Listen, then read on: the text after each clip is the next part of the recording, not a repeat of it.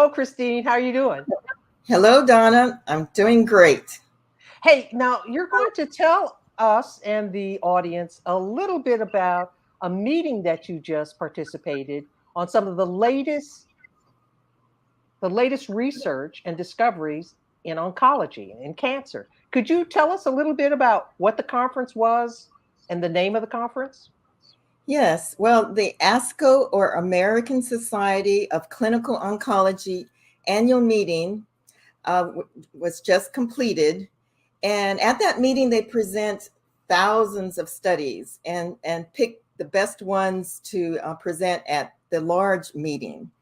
The theme this year was actually advancing equitable cancer care through innovation. And so most of the presenters at some point would talk about what percentage of minorities were in their clinical trials, often very low percent, and the importance of diversity and eliminating barriers that they may benefit from the advances in healthcare. It was a good meeting. It seems that there was a lot covered in this particular meeting. And one that's important to our gender is breast cancer. What's new on the horizon for breast cancer?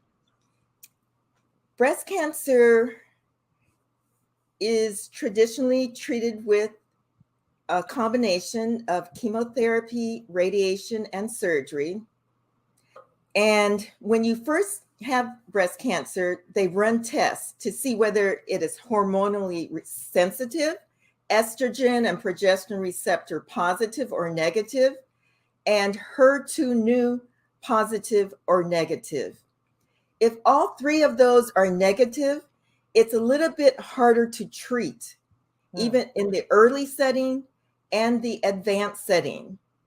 So there is a group of patients that are Her2 new positive, and they receive the traditional treatment. And then most will actually eventually progress. This is in the advanced cancer setting, people who've had cancer spread to different parts of their body, like the lung or the liver. So the doctors say, well, now what should we do? Another set of patients, like I said before, that are difficult to treat are the so-called triple negative patients.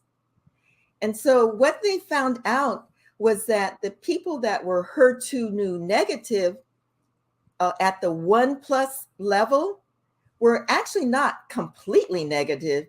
They just had a lower percentage of the cancer cells that had that particular mutation, the Her2 new mutation. They combined this anti-Her2 new with a regular chemotherapy. And so that anti-Her2 new was like hidden gun. It went to the tumor population and it released the regular chemotherapy. So even the cells that did not have the Her2 new receptor on it, they were boom, killed with the chemotherapy.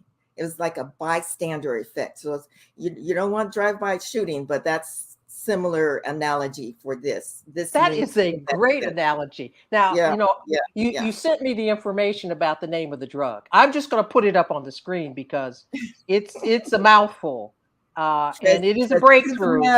Deruxtecan, yeah. Trastuzumab deruxtecan. Okay. But the trade name is a lot shorter. Can you tell our listeners what that is? Oh, Her2. Her2. Oh, so this is the drive-by shooting drug for certain. Yes. Now know you've got that's a hook. People are going to ask for the drive-by shooting drug for breast cancer. Tune in for more clinical chats with Dr. Donna Willis and Dr. Christine Ince. There's more to come from ASCO.